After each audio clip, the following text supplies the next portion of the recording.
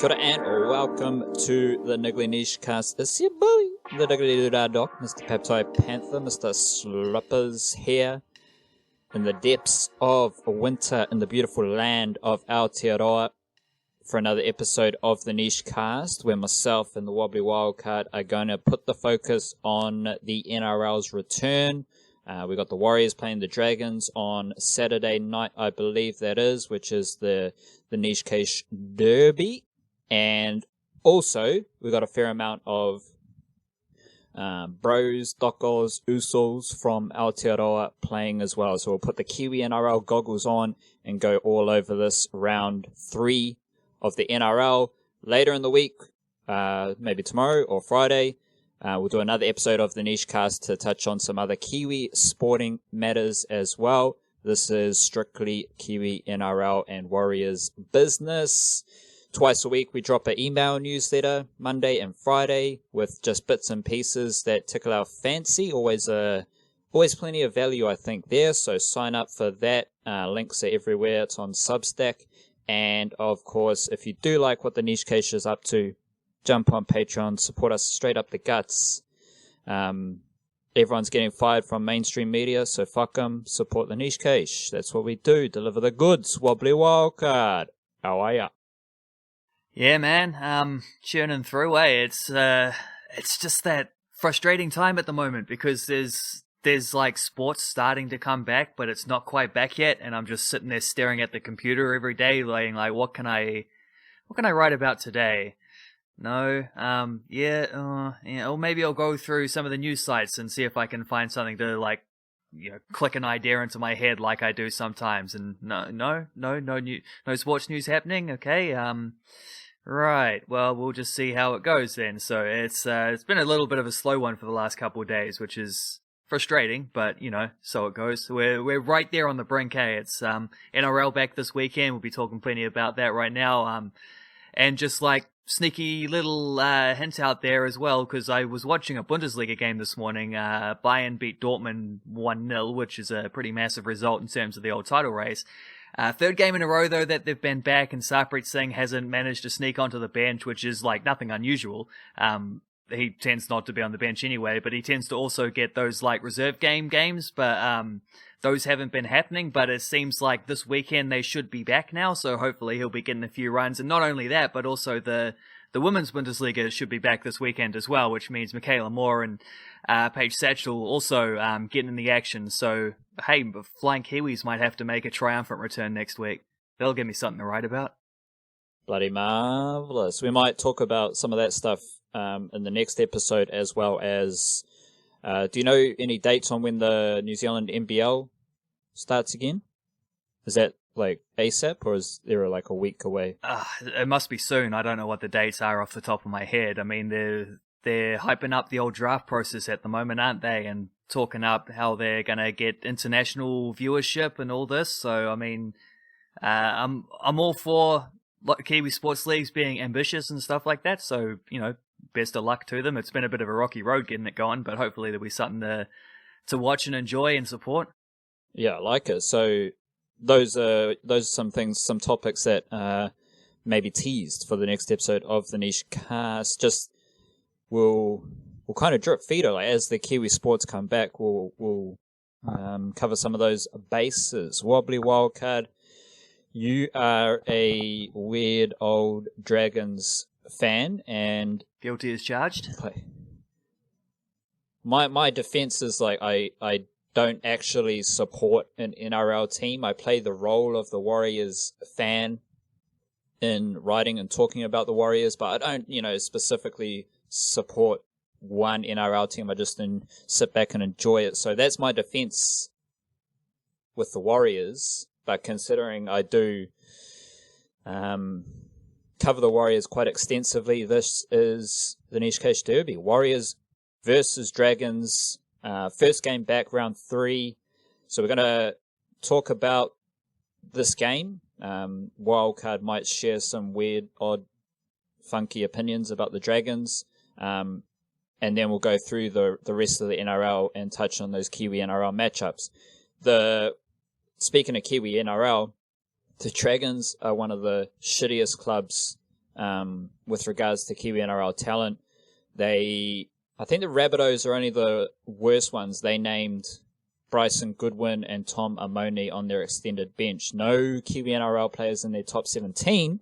And then you go to the Dragons, and they only have Jordan Pereira, who is from Wellington. I think he went to Upper Hutt or Lower Hutt College in Wellington.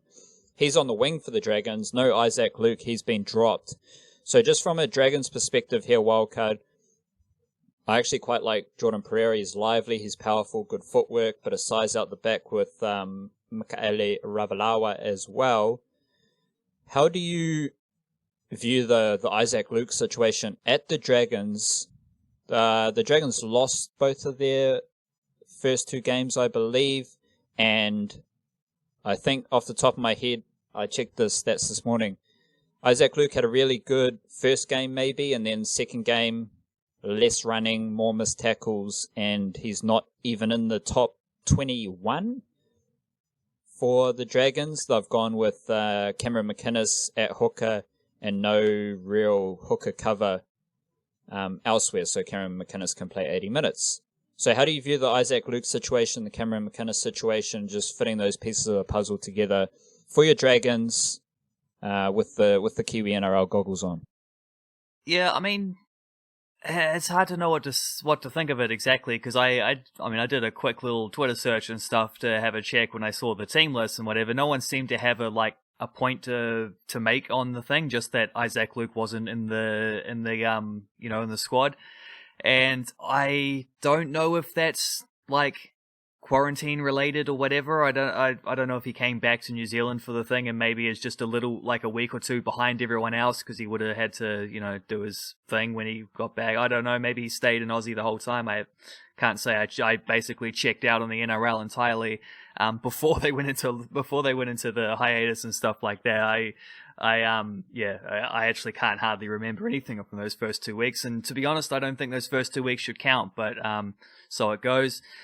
So, yeah, I mean, Cam McInnes is always going to be the number one hooker. Isaac Luke was there to be a dude off the bench, so maybe just some certain matchups they don't think they need that, or maybe he's just not quite at the fitness yet. He's still working his way back after the long break.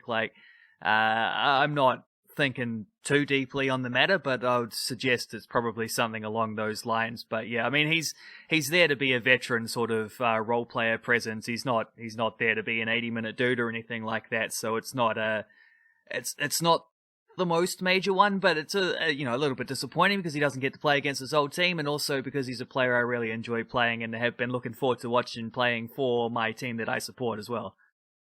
Yeah, sure. With Isaac Luke's actually got a lot of airplay on the niche cast. We talk a bit about Isaac Luke just as one of the most maybe not quite underrated, but not like, I don't know, he's definitely better than Wade Egan and Carl Lawton, and he's quite a good player. I just think he does a lot of stuff at hooker that other players don't do, so it's always a bummer when he doesn't play. As for the Warriors, wowie, I don't really know where to start for the Warriors in terms of just straight up selection. Jared Beale's just coming straight back in. He starts at centre. Obviously, David Fusitu'a is still in probably quarantine in Australia, so he's not available. So that opens the spot for Beale to come in at centre, and then you still have Patrick Herbert suddenly a winger for the Warriors now as part of Stephen Kearney's Fusitu'a at centre switch that didn't look to actually result in anything positive in those first two games.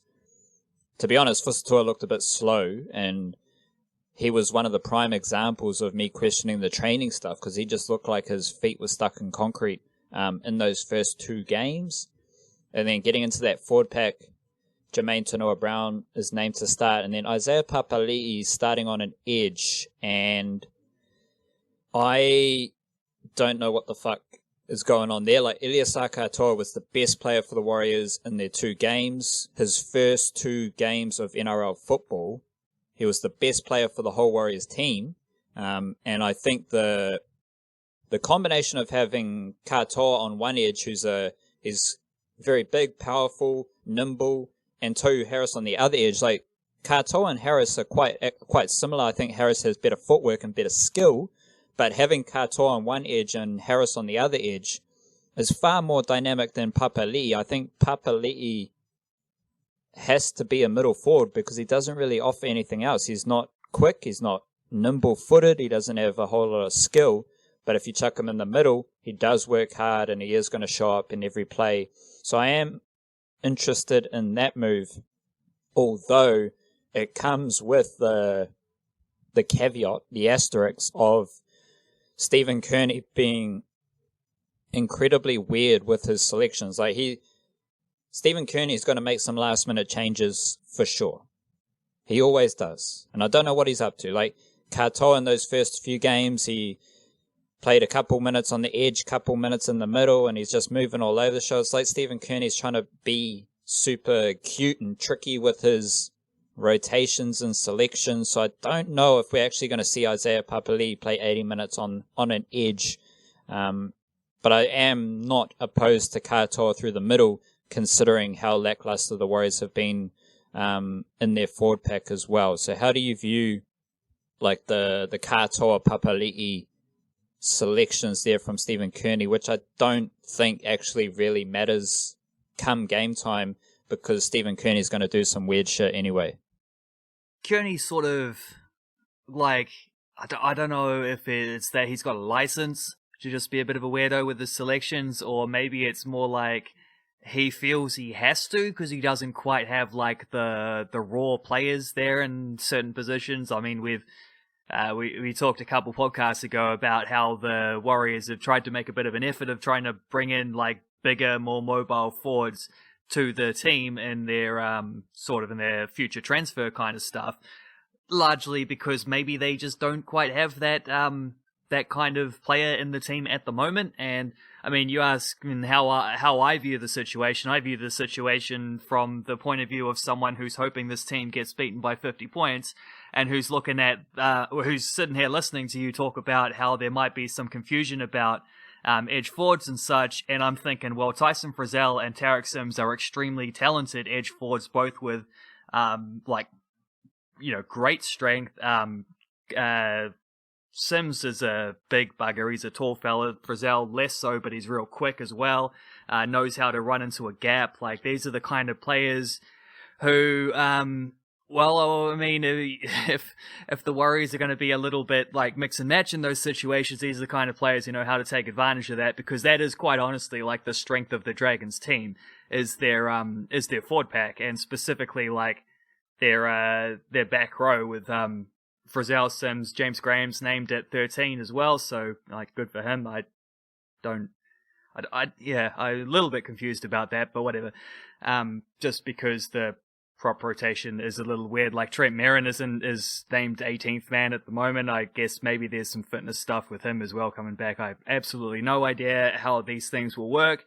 I actually can't even remember how things worked in the first couple games. Like, it's just gone from my memory. So, but like the Dragons team, most of their backline, they've got two good halves who don't really have a combination yet because Gareth Widdop was mostly playing in the half, or if he wasn't playing in the half, there's some time where Widdop played fullback. Last season, well, these like Norman and Hunt were sort of designating to Widdop, who was running the show, even if he was playing further back. Like, it was kind of an unusual situation there. So these two don't really have a massive combo, but two quality players, two guys who've been there, done that before. The rest of their back line is quite inexperienced, but the forward pack is where the strength is. So it's kind of a funny thing, because I think it's the opposite balance with the Warriors, where the forward pack is where they've had a few issues over the last year or two, and the back line, I mean, you've got a Dally M winner at fullback, which is where you start with this Warriors team. But the back line tends to be a little more, like, they got more experience. They got guys who at least they know what they're going to get from them a bit more. It's a funny little balance. It's one of those things like when you get a team that's very good in attack against a team that's not so good on defense but is better on attack and not good on, like, you get those sort of opposite things clashing. It should be an interesting kind of matchup for that reason, I think. I did forget to mention Cody Nikorima named to start in the halves alongside Blake Green, which bumps Chanel Harris-Tavita out of the 17. Previously, Nikorima came off the bench. So you had Chanel Harris-Tavita and Blake Green in the halves, and you had Wade Egan starting at hooker, and then you had Cody Nikorima coming off the bench as the hooker. I mean, this is kind of the state of the Warriors, where you've got a senior halfback in Blake Green who is absolutely crap. Like, I like Blake Green. I'm positive about what Blake Green could offer the Warriors, but his 2 games in 2020 were absolute trash. And then you've got a senior halfback. And 2019 wasn't great either for him. Yeah, so you've got a senior halfback who's not playing his best footy and is playing below average footy. And then you're trying different combinations for his halves partner. So you've got an unestablished NRL half in Chanel Harris-Tavita, and then you've got another NRL half in Cody Nikorima, and no one knows his best position. So it's not just about like trying to put 3 people into 2 positions. You got to suss out the context around those 3 people. Blake Green's got issues. Is Cody Nikorima a half? Who knows? Chanel Harris-Tavita didn't really take his opportunity in those first 2 games. So it's a bit of a conundrum in the halves, but it is an opportunity, Blake Green and Cody Nikorima, to at least lay some foundations of positive footy to like just settle into having a combination halves. Like if you, at least with Sean Johnson and Blake Green, Roger Tuivasa-Sheck at fullback, and maybe Isaac Luke at dummy half, at least when you had that period where those 4 players were playing week in, week out, there's a chance to, like, game 1 might not be so good, but you build combinations, you have chemistry, you have instincts and intuition, which I think is the most underrated thing in sports, is how you combine with your teammates and establishing those connections. The Warriors have none of that. Like, they've got one guy who's always going to be fullback, Roger Tuivasa-Sheck, but there's, like, as far as executing plays, his combination with Blake Green is very stagnant, and then you've got a new hooker, and you've got Nikorima playing in the halves for the first time this year. Like, it's very messy and just all over the show, and it doesn't fill me with confidence, but it also is a little window of opportunity for these, I'll stretch it out to these 4 lads to lay down some concrete foundations of the spine for the Warriors, because as long as the Warriors don't have a spine that is set in stone, they're going to be shit. You're going to have different players coming in and out. You're going to, like, that's no recipe for success in the NRL. All the best NRL teams have combinations. They've got chemistry and they know the operations of their spine players, and there's confidence. The Warriors have none of those things. So it's a double-edged sword. It's like, it's shit, but it's also a little window for opportunity. And there's also another couple ways in which that thing about like the Warriors and Dragons being equal and opposite in different areas is true too, because like, yeah, the Warriors are trying to figure out who their halves combination ought to be, and the Dragons, that's one of the few areas where they don't have any drama this year because there's only 2 guys competing for the role. The Warriors know exactly who their fullback is. The Dragons don't have a clue. They tried Lomax. They've tried last year, like Norman and Widdett were playing there. Duffy got a lot of games at the start. Duffy's back now. He was dropped for the first game. He might have played off the bench, or I can't remember, but he might have started the second game. He did start the second game actually, because that's my one major memory from the from those 2 weeks was Duffy getting a runaway intercept try against Penrith. It would have been. So, and then also I would suggest the Warriors. David Fusitu'a is not available, but the Warriors know who their wingers are, and they've got 2 like very successful, reliable wingers. The Dragons also don't really have a clue there, because whoever plays on the wing depends on who plays at fullback, depends on who's in centres, and like Zach Lomax has played on the wing. I think at some point he's in the centres now, which is probably his best position. He's also played at fullback at times. Like, it's a bit of a, yeah, there's the areas where one team is messy, the other team seems to know what they're doing, and like this is it's hard to know what to expect there, because like the disrupted nature of the NRL so far means that you can probably forgive any team for having, let's say, like an error-riddled kind of performance this week. We're not really expecting superstar perfect footy, but also both these teams had a lot of errors in their first 2 weeks, and I think the Dragons are better than they've shown, but they're 0-2, and if you make a lot of mistakes, you lose a lot of games. Like, you can't be your own worst enemy and still expect to win NRL games. It's like, that's not how it works.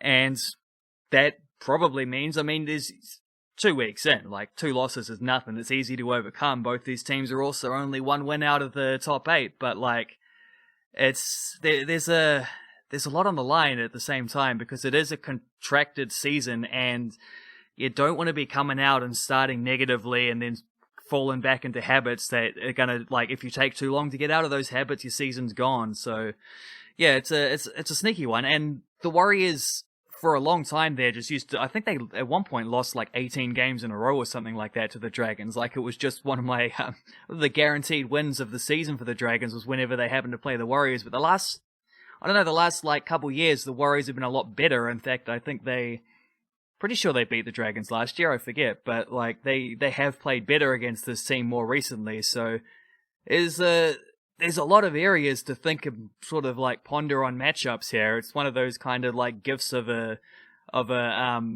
clash like that, but it's also just bloody impossible to try. Like, do you have a feel on what, like, expectations? Are you thinking one team's big favorite here or whatever, or are you thinking it's just one of those who the hell knows kind of games? Like, obviously there's no way you can say the Warriors will win this game. That's insane. But there's also something about the Dragons. There's like just a feeling that they're not. Coming off this like Michael Jordan documentary, I've had a lot of thoughts about winning and how we assess players, and there's players who help their team win, and then there's good players who are good players who simply cannot be associated with winning, and then simply cannot be put in the same class as some of the other best players in that sport. Like, some of these Dragons players are really good players, but do they, as a group, do the individuals help the team win? And that's just the vibe I get from the Dragons, is they should win and they should be good, but they're not. And you just think about, like, well, where's like the culture elements and stylistic elements and just what you're up to playing footy. So on the one hand, you got the Dragons who should be good, and then you've got the Warriors who are just a very strange football organization at this time. One little snippet of Warriors weirdness, again, thanks to Stephen Kearney in the most part, is King Vuniyayawa on the bench. Now, King Vuniyayawa, I think last season he was playing local footy in Auckland. He's a Manurewa Marlins junior, so he's from South Auckland, so definitely big it up to King Vuniyayawa. And I like his aggression. I like his just straight up oomph through the middle. But King Vuniyayawa, only 3 players for the Warriors had 3 or more errors. Now this points to another issue to the Warriors. King Vuniyayawa had 3 errors in 2 games. Roger Tuivasa-Sheck had 3 errors in 2 games. Adam Blair had 4 errors in 2 games. The issue for King Vuniyayawa is he only played 43 minutes. So, of all the Warriors who made an error, as per Fox Sports, their stats lab, a bunch of Warriors players had it registered an error, but they all played more than 79 minutes. King Vuniyayawa's minute-to-error ratio was terrible. And on top of that, you've now got King Vuniyayawa with Josh Curran and Jack Murchie on the extended bench. Josh Curran and Jack Murchie they're forwards in the sense that they can play edge or middle. I think as the Warriors move forward and establish Harris and Elias Toa, see Josh Curran and Jack Murchie as more middle forwards. So King Vuniyayawa is essentially playing to keep his spot on the Warriors bench. He's got to offer something because he had a couple of untimely errors in those 2 games. But take this a little bit further, Wildcard, and I mentioned 2 senior players with the most errors at the Warriors, Adam Blair and Roger Tuivasa-Sheck. Jump to missed tackles. You've got Adam Blair leading all missed tackles. So a terrible start for Adam Blair. Leads the missed tackles and errors for the Warriors. Wade Egan is second in missed tackles. So Wade Egan coming to a new club, showing that he can't defend. And there's also a lack of dummy half running. So there's a couple of aspects of the Warriors play that I might highlight after this.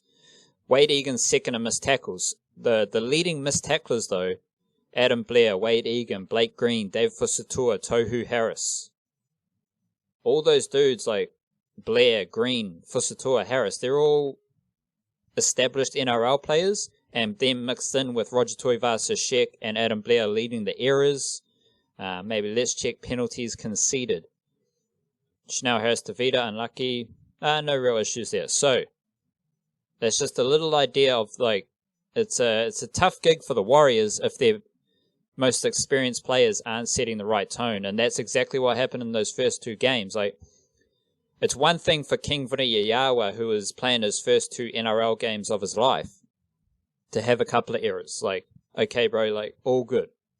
Just keep trying to adjust to NRL footy, keep making moves, and just run hard. But when you've got your senior players leading the way with missed tackles and errors, that seeps into the fabric of your team. So it's not surprising that other players follow suit, because if your leaders are doing that, it's going to flow on to elsewhere. I'll just finish this bit where Wildcard about the Warriors' stylistic elements. Like, their first 2 games, they didn't register a line break. They didn't score a try. Everyone associates the Warriors with, funky footy. They were 14th in offloads, so they don't really offload the football. They don't really run out of dummy half either. They're 14th in dummy half runs as per NRL.com.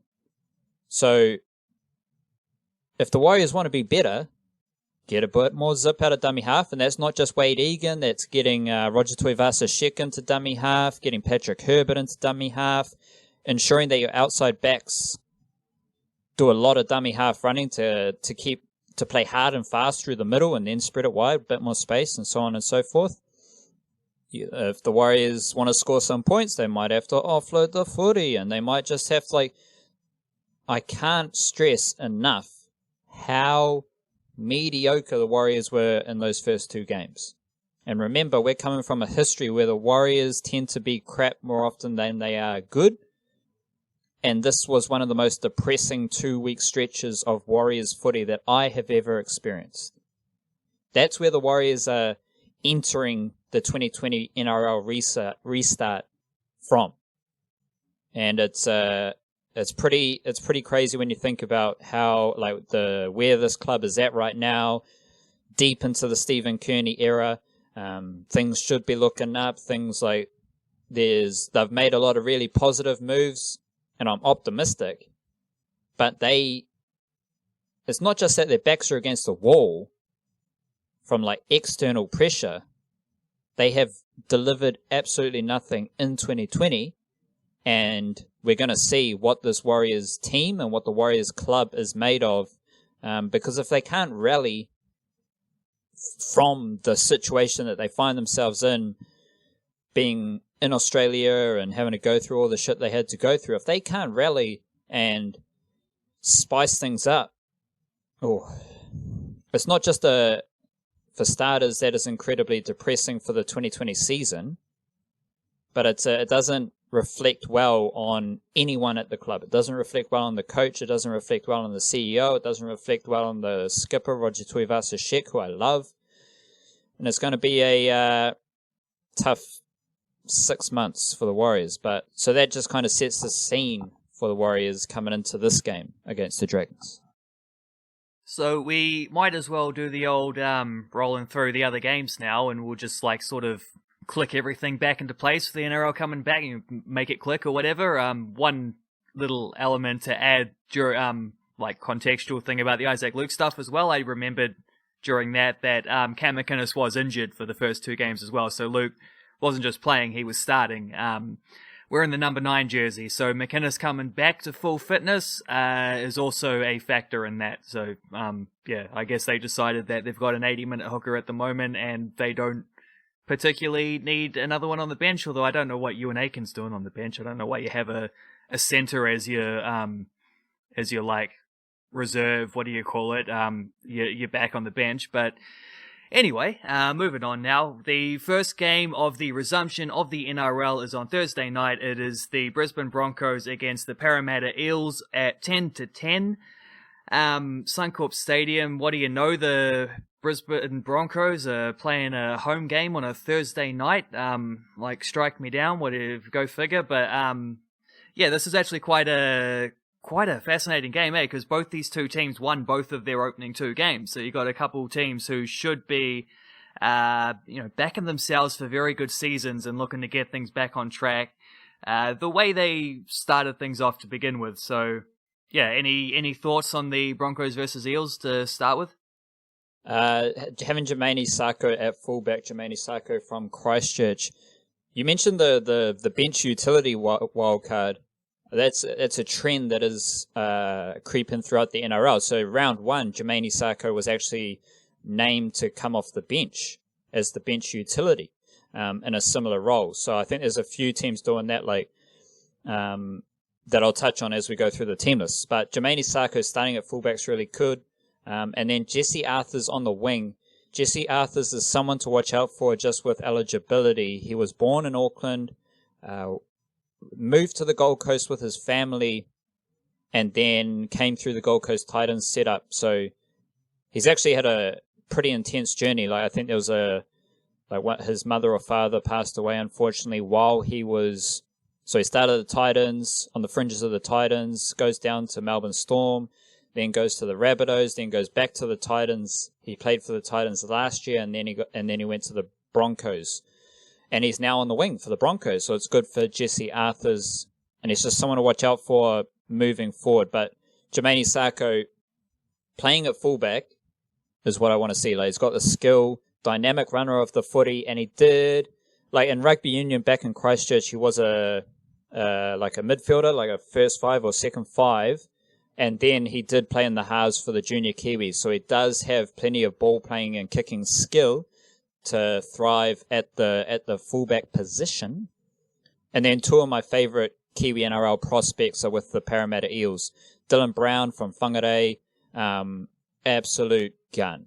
And not a huge fan of Mitchell Moses, so I am interested in that dynamic between Brown and Moses and who is more effective. Moses does a lot of the kicking, freeing Brown up to run the footy. But a team like the Broncos, they might look to target Moses more, and that might be good or bad for Dylan Brown. And then you've got Marata Niokore, a couple of Mangere East juniors in the Eels 17. Penny Terapo's also a Mangere East junior, but Marata Niokore doesn't get mentioned as like a Kiwis prospect. He's just quietly going about his business. He starts in the middle here, but that's only because Nathan Brown's out. But Marata Niokore, for someone who was like an edge forward center at the junior level with the Warriors under 20s, he's now a very classy middle forward. Very efficient with his work running the footy, skillful, mobile. So Marata Niokore is someone to watch out for. I think he must surely have already made his Cook Islands international debut by now. And Dylan Brown and Marata Niokore are the 2 prospects that I'm most excited about across kind of the whole NRL.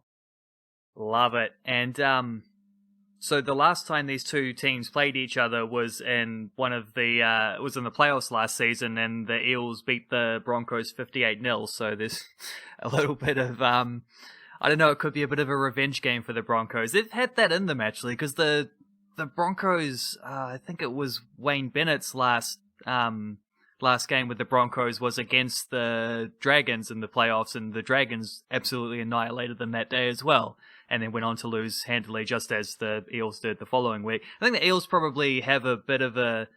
Because, they had that massive one, and then they lost to the Storm straight after that, and I think they seem to be a team, they've got young players in the right areas, and they seem to be a team that might be pushing for a bit of a breakthrough season. Like, this is the year that they want to go like deep, and they might have the team. I don't know. There's certainly, like, if you think about it in that kind of like structure where they say like you got to just build on the season before, and the old saying you got to lose one in order to win one and things like that, and it's based on that kind of progress. Yeah, maybe.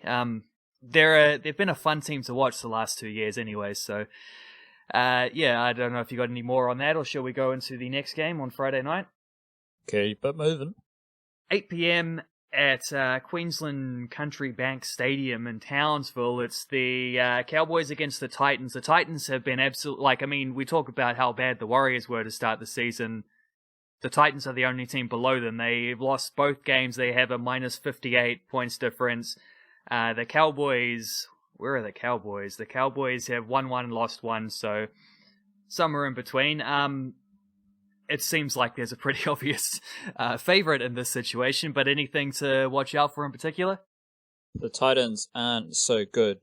The Eastern Masters is a low-key player to watch out for with the Cowboys. A lot of tackle busts, a lot of offloads in the first two games. One of the best statistical players from those first two games. And obviously, anytime Jason Taumalolo's playing, probably best to tune in just with what he's delivering in terms of running the footy. But it is an interesting matchup for Tongan fans because Jason Taumalolo is excellent, one of the best forwards in the game, and then Moeaki Fotuaika, who I think he's from Gisborne, by way, like, I think he grew up in Gisborne, Tongan parents, and then his older brother, who tragically passed away a couple years back, was with Kibra Park, and Moeaki Fotuaika moved over to the Gold Coast. He is an absolute gun. He is one of the best middle forwards in the NRL, kind of under 25, one of the best young middle forwards in the NRL, who is going to play a lot of rugby league for Tonga.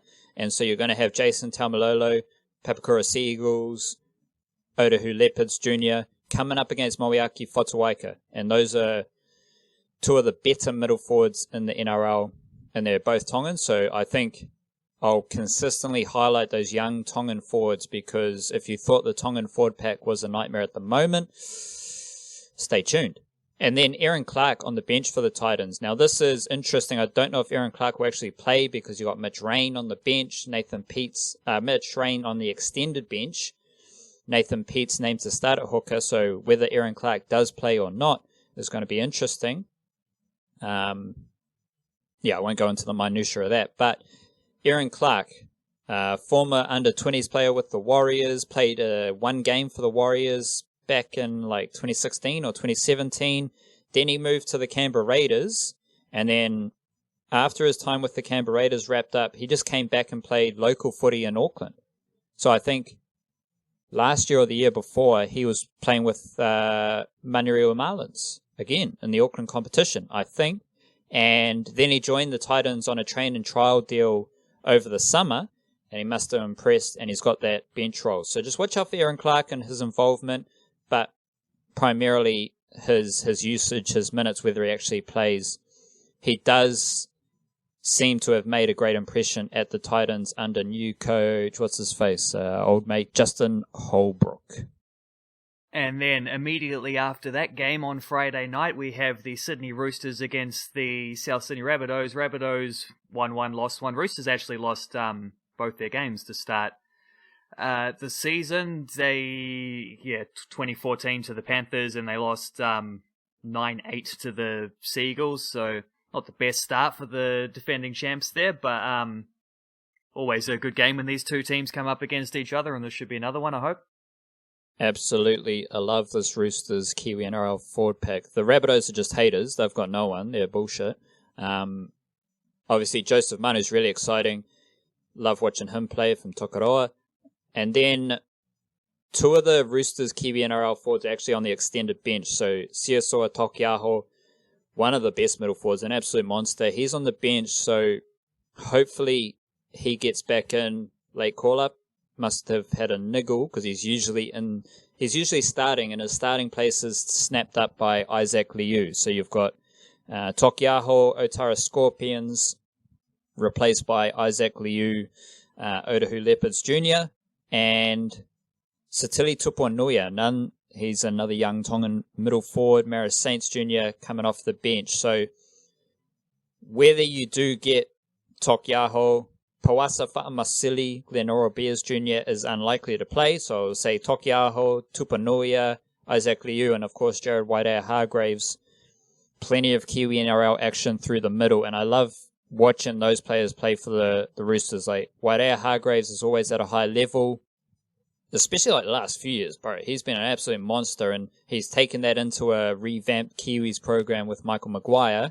And then just the impact of Tuponuia coming off the bench. And I think having, if Tokiaho can play, then the Roosters are going to be an interesting challenge for the Rabbitohs, because I think the footwork of Liu, the footwork and mobility of Tokiaho, the mobility and energy of Victor Radley. Angus Crichton can play literally any position on a footy field, and he's playing on an edge. He's going to be mobile and nimble. So I think the mobility and the footwork of some of those Roosters forwards will really pose problems for the Bunnies.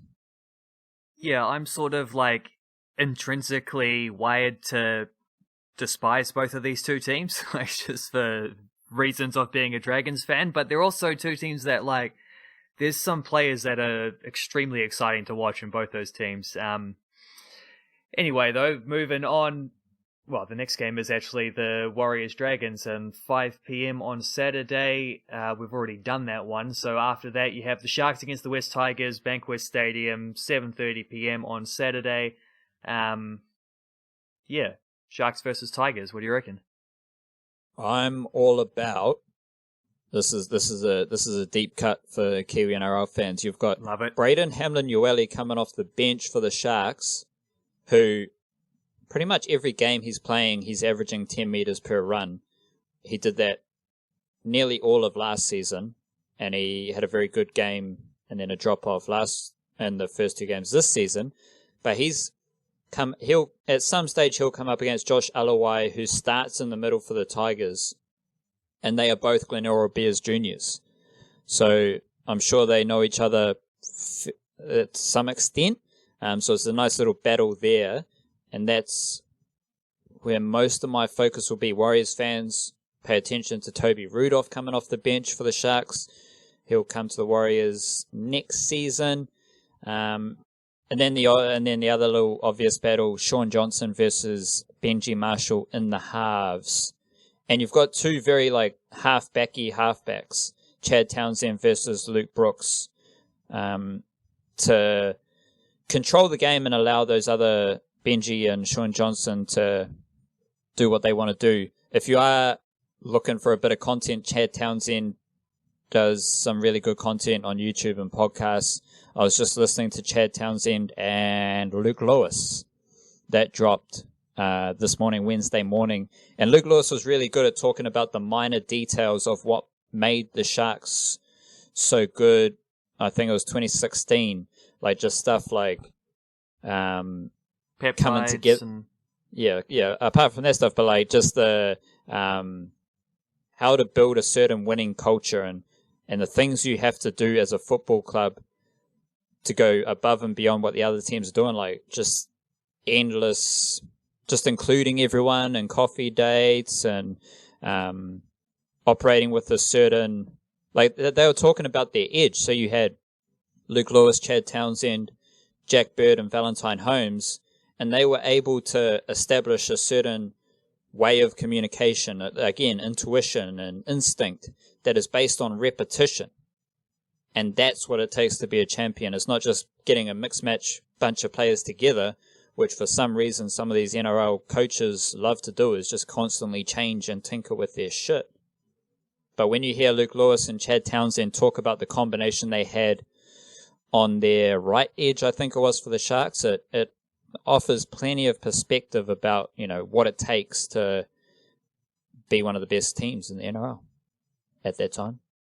Yeah, it's surprising how much that stuff can be underrated, eh? Like, the kind of stuff that, obviously the things you work on the training park, no coach is sleeping on those things, but then it's the stuff that comes after that and just how much that, like, you shave that little split second off your decision-making time when like, the guy next to you is going to be making this run because you've just got a deeper connection somehow. And yeah, I'm big on, like, how combinations work and stuff, eh? Like, if I ever find myself coaching a football team, that's for sure something I'm going to be spending a lot of time thinking about and trying to explain is, like, because I've been in that position as well, just nowhere near this level, but, like, just when you, for example, if I'm playing as a striker in football and I'm playing with another striker who I'm familiar with, it just makes such a difference. Or if I'm playing on the wing and I know that the fullback likes to make this kind of run and that they've got me covered if I make this kind of run, or I've got them covered if they, just those little things they make such crucial differences in the end. And, like, it's the same across all sports. Like, you got to know what your teammates are up to. It's funny how that stuff, like, just little things which could, like, yeah, for example, like going, socializing, during the week kind of thing, after training, go get a coffee or something, like, little things like that can actually make a real tangible difference. It's just funny how that doesn't always, come across, I suppose. I guess you get to file that under the holistic banner. Following on from that game, you have the Storm versus Raiders. Two teams, well, Raiders were excellent last season, Storm were excellent every season. This is surprisingly, there must be some bad games coming up on Sunday because so far they've been pretty good, eh? Storm, Canberra, both of them perfect starts to the season, so something's got to change on that regard. And also, a couple teams that are also extremely interesting to watch and who have a couple very, very useful Kiwi players who should be involved, eh? So what do you reckon here? So in the backline, you've got Jerome Hughes in the halves for the Storm, and then you've got Shans Nickel, Klokstad, and Bailey Simonson for the Raiders. Forward packs, you got Jesse Bromwich, Asafa Solomona, Kenny Bromwich, and Joseph Tapine for the Raiders. On the bench, you got Brandon Smith, and then Saliva Havili and Iosia Soliola on the bench for the Raiders. Those are the full Kiwi NRL contingents. And this isn't just the best Kiwi NRL matchup in terms of quantity, also quality. Like, these dudes are all pretty much internationals, which is very, very good for them and showcases the quality. There's obvious matchups and battles, and when you've got so many good players, like, this is just a great footy game, so that speaks for itself. Couple of, like, low-key notes to watch out for. Brandon Smith and Saliva Havili do the same role off the bench. They're both hookers who play as middle forwards and do a great job of that. Like, I'm not going to say Saliva Havili, Manurewa Marlins Jr.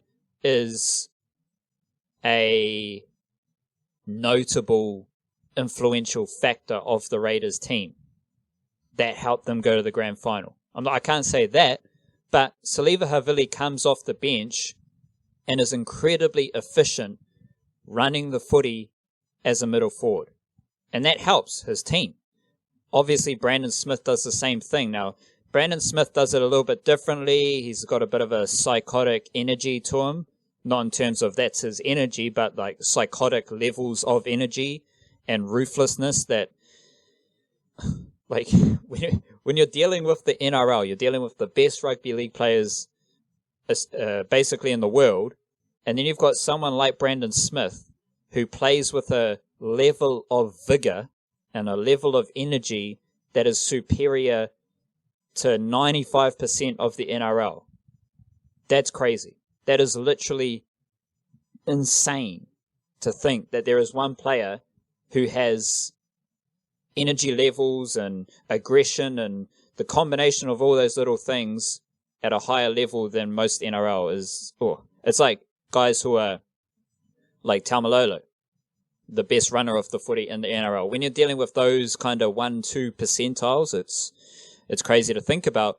But that So he does it like with energy and mobility and attitude. Saliva Havili just plays as a straight up middle forward. He gets the footy and he runs. That's what he does. And he does a great job of it. So shout out to Havili. And I think you might see Kenny Bromwich and Joseph Tapine on the same edge, which would be very interesting. Tapine, the thing to watch about Tapine, which Tapine does swap with Corey Horsburgh through the middle and on the edge a bit, like Ricky Stewart tinkers around with that a little bit. I think this is just an idea I've had kind of over the last year or so. Just watch Joseph Tapine's defense and how every tackle he does is brutal. Every tackle he does, looks like it hurts the ball carrier. And I actually think Ricky Stewart loves Joseph Tapine's defense. So this is just the seed I'm planting. I'm going to always watch Joseph Tapine's defense from now on. And that's just an idea to relay to people, because I don't know if it's number of missed tackles and tackle efficiency, but Joseph Tapine feels like a defensive specialist. So he's a great attacking player. He's got footwork. He's got skill. Actually quite probably the most similar rugby league player to Sonny Bill Williams that there is at the moment. Just a weird idea I thought of right now. But his defense is ruthless. His defense is very good. And I am just going to watch out for that. And don't forget, last season, Joseph Tapine and Nelson Asafa Solomona had a little scrap. I think Joseph Tapine punched Asafa Solomona in a scrum. And that's interesting because they're both from Wellington. They're both they've both played in the Kiwis together. They're both from Wellington. So I'm sure they're friends or friendly towards each other. Had a little scrap last year, which is always fun. Yeah, what happens on the park stays on the park, mate. I mean, this is another one of those matchups as well, which was also a finals matchup last year, and I think it was the first round of games. John Bateman scored a 77th minute try, and just one of those classic, it wasn't quite a knockout game. Storm had his second life, but 12-10 to the Raiders. One of those classic grinding playoff games, which so much fun to watch. Following on from that, Sunday 6:05 p.m. Penrith Panthers, Newcastle Knights. There's some unrecognizable names in a couple of these teams. It might just be me though. What do we got here? What's the first unrecognizable name that you see? Tex Hoy. Tex Hoy sounds more like a 1940s Hollywood cowboy than he does a starting fullback in the NRL. But maybe he's had an illustrious junior career and I just didn't follow it. I was hoping you'd say Caleb Aikens. No, I've heard of Caleb Aikens.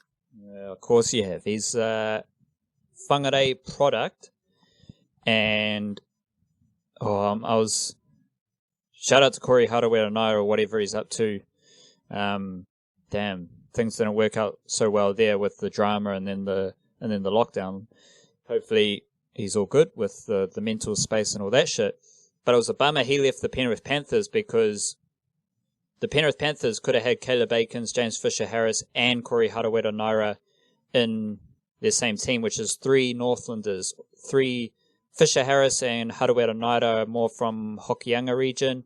Caleb Aikens is more from Whangarei. And on that Harawira thought, at the end of last season, after Kiwis footy, I was frothing at seeing Adam Blair, Fisher-Harris, and Harawira leading the haka, all with Ngāpui connections. Now Harawira-Naira's gone through his little stuff, so doubt we'll see those 3 in a Kiwis team together. The only interesting thing here for me, Wildcard, is Caleb Aikens at fullback. Now, we mentioned the bench utility. Stephen Crichton came on and replaced Caleb Aikens in both of the first 2 games. So Caleb Aikens only played 55 minutes at fullback and 63 minutes at fullback. He had one really good game and one not so good game. But with, Dylan Edwards out, injured for a while now, this is Caleb Aikens' opportunity to stamp home the fullback spot. And he's not fast, he's not big, he's not really that powerful, but he does have a habit of putting up absolutely ginormous running numbers in the NRL. And if you can do that in the NRL, happy days. So watch out for Caleb Aikens and Fisher Harris, always one to watch, one of the best. Like, just how he's settled into the NRL is amazing. So watch out for Fisher Harris, which brings us to our last game, wildcard. You got the Manly Seagulls versus the Bulldogs. Those are actually 3 games on the Sunday, 2 games on the Sunday that aren't so bad to wrap things up for you. No, it's a good run of games, eh? There's some nice matchups this weekend for the first lot back. I guess maybe they were kind of specific about it. I mean, even that Newcastle and Penrith one, like those, I probably underwhelmed them a little bit because just, I don't know why, those are 2 teams that just don't seem to stun me that much. But those are 2 undefeated teams as well. They both won their first 2 games. So the Bulldogs are never a team that I look forward to watching. But the Sea Eagles, as much as I don't like them, they kind of are. I mean, they got some excellent players to watch. I think Daly Cherry Evans last year had a fantastic season, for example. Tom Trbojevic is always a good watch, so should be something in that. Any like Kiwi fellas to watch out for? Well, that like Panthers versus Knights doesn't excite me, even though they are undefeated teams. But you always have to chuck on the Kiwi NRL goggles and just put a focus on someone like Caleb Aikens and just closely watch, what Fisher Harris does, and then you build that's why that game's interesting to me. For the Seagulls Bulldogs, who cares about the Seagulls? Because we've got some whopping Kiwi NRL numbers here for the Bulldogs. You got Dylan Waitene-Zelezniak at fullback, Remus Smith, another undercover brother Kiwi NRL prospect, will play for the Kiwis for sure at some stage soon, despite not being born or spending any time in New Zealand. His father, Tyron Smith, does have Kiwis connections though. And there's actually 2 of them, Remus Smith and Bailey Simonson. Now, Bailey Simonson, he is slightly different because after playing league and union at high school in Sydney, I think it was, he came back to Aotearoa he came to Aotearoa to play Sevens rugby. So he was playing rugby for Bay of Plenty. Then he made the New Zealand Sevens team. Again, despite, to the best of my knowledge, being born and raised in Australia. Obviously, his dad, I think, played for the All Blacks or for the Kiwis at some stage. So 2 players who could play for the Kiwis in the next 2 years, I'd put that. Haven't spent a lot of time in Aotearoa, but that's fine. Whoever you choose to represent. The Kiwis tend to lose a lot of the eligibility players, so cool. So you got Waitene-Zelezniak, then you got Smith starting at centre, then you got Jeremy Marshall-King at hooker. The battle between Jeremy Marshall-King and Danny Levi is kind of interesting.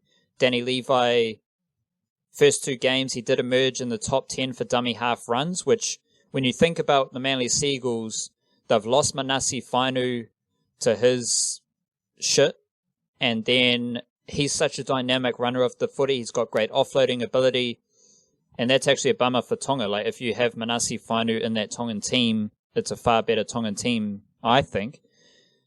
Shout out to Saliva Havili, though. And Danny Levi has kind of done a decent job of replacing Fainu to this point. So watch out for Danny Levi.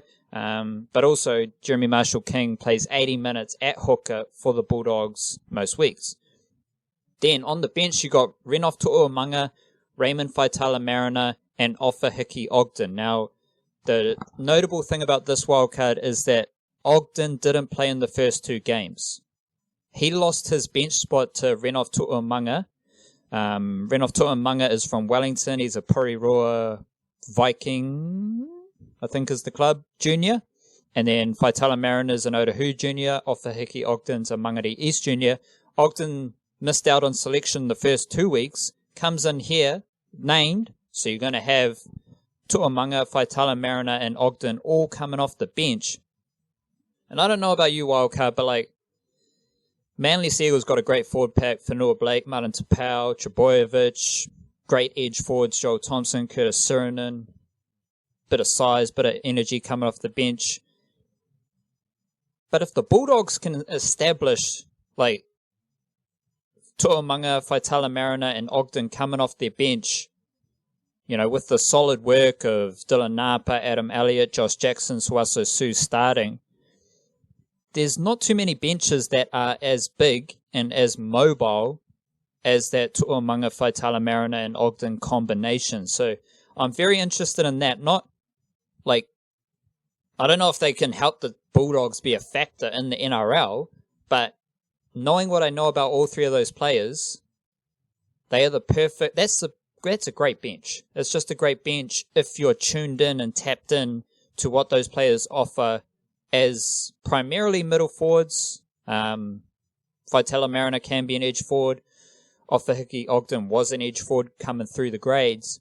But if those three play through the middle, they are dynamic, they are powerful, and they're mobile.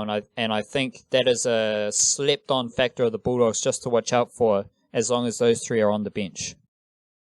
Yeah, I don't think the weakness of the Bulldogs this season will be their forward pack, but we'll see how they go. Because I don't know, the Bulldogs seem to be one of those teams. The Dragons are probably in a similar situation as well. So I'm not like just throwing stones loosely here. Like the Bulldogs just seems to be one of those teams that always struggles for a bit of creativity, but then because of that, you can always rely on, like, if you can keep the game close, then you've got the forwards to be like gritty and feisty and keeping muscling up and doing all those things to at least make it really difficult on the other team. I don't think they're a team that's often easy to play. I suppose you can't say that about any team in the NRL except for the Titans and occasionally the Warriors, but maybe not the Warriors anymore. We'll see how they go.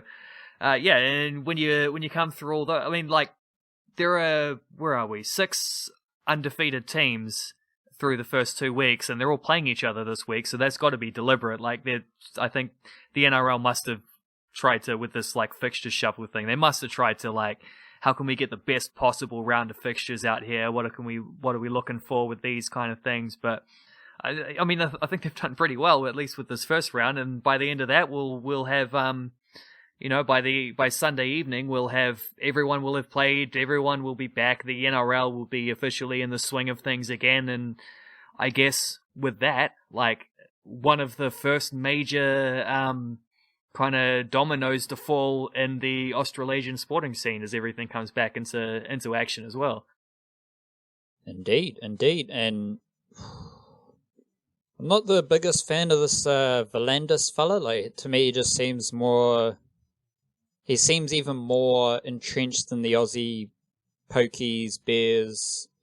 I think he comes from a racing background, actually. So he is like, when you're talking about bullshit Australian matters, it doesn't get much more bullshit Australian matters than their racing industry, which has had all sorts of different scandals in it. So he comes from that background, I think. I know he's running the NRL and he's doing it. He's just doing it as he wants to do it. Somehow he's made this possible, and I don't know how I feel about it. Like, I don't know how I feel, like, because on the one hand, as I said, he just smacks of yucky Australian. On the other hand, he has got the NRL back up and running before anyone else and is capitalizing on that opportunity, and you'd have to imagine that they're doing safe and sound as well. I think... I hope so, anyway. I mean, I think a lot of other leagues are going to be taking very, very close notice of how the NRL goes over the next couple of weeks to see how it all just, in terms of just the practicalities of it all, playing sport again, even with the, empty crowds and things like that. I think, a lot of the A-League in particular, I'm extremely sure, just like you've hardly heard a peep from the A-League over these things, and you would have thought their season was a lot easier to finish because they're so much closer to the end of things, but I think they're just laying low and letting the NRL take all the heat and just be like, well, we'll see what they do and we'll learn from their mistakes and we'll copy the things that work well. And they certainly won't be alone in that matter either. I wouldn't even be surprised if Super Rugby's having a good peak and, all sorts of Australasian leagues, because they keep talking about that Trans-Tasman bubble, if that actually happens, which you'd think probably it will be able to some point in the near future. So I think the NRL are very much, and part of the thing about being trendsetters is that you do have to take a few risks. So I, like you, don't really know what to think about this at all. I don't know if I think it's a good idea, if they're a bit too soon, if it's rushed, if they're taking too many compromises. I don't know these things. I suspect we won't be able to tell until we have the benefit of the hindsight, by which point it's like, well, it's easy to talk after the fact. It's easy to criticize then, but I guess we just see how it goes. Like, I'm not going to make any judgments. The NRL have shown all along they were desperate to keep playing even before when they should have locked it down earlier. And so obviously they're going to be quick to come back. So it is what it is, isn't it? And so we just I tend to prefer the side of the players in these kind of things. Players want to play, then I want to support them being able to play however it goes. And I've watched a lot of that German football recently, and it seems to be working pretty well there. So I think it's going to be interesting.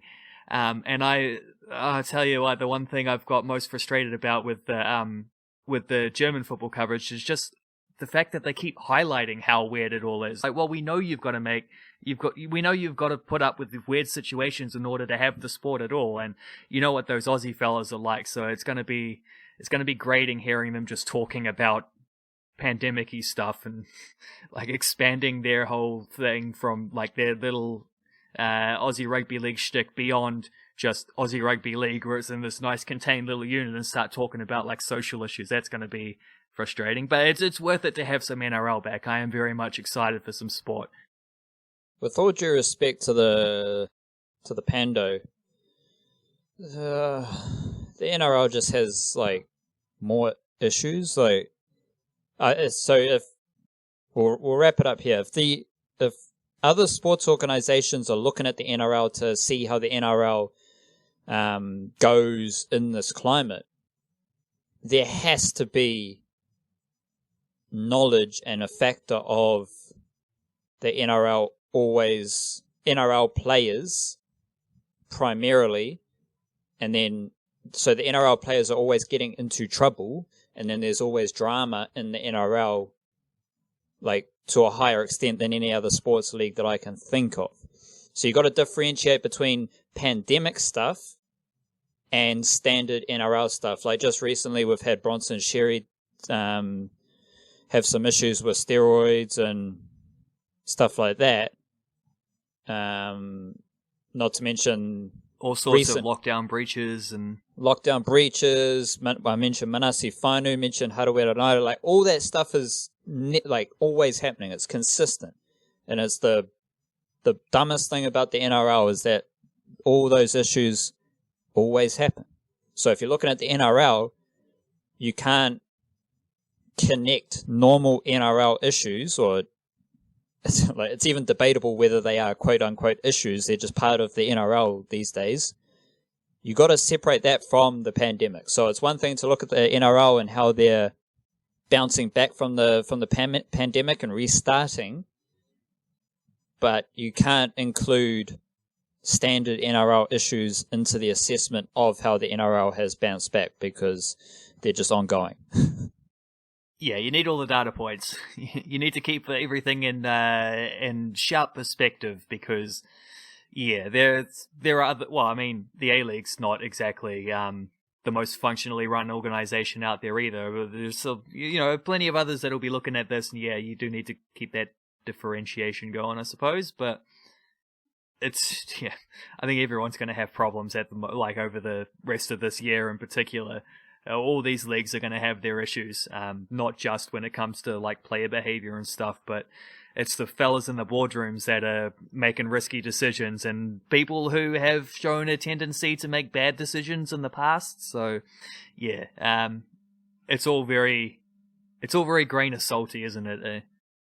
Sure is. We'll be back with another episode of the Nishcast some stage this week. We'll, of course, hit the other sporting topics from Aotearoa. Until then, kia kaha, stay beautiful, raise your mana.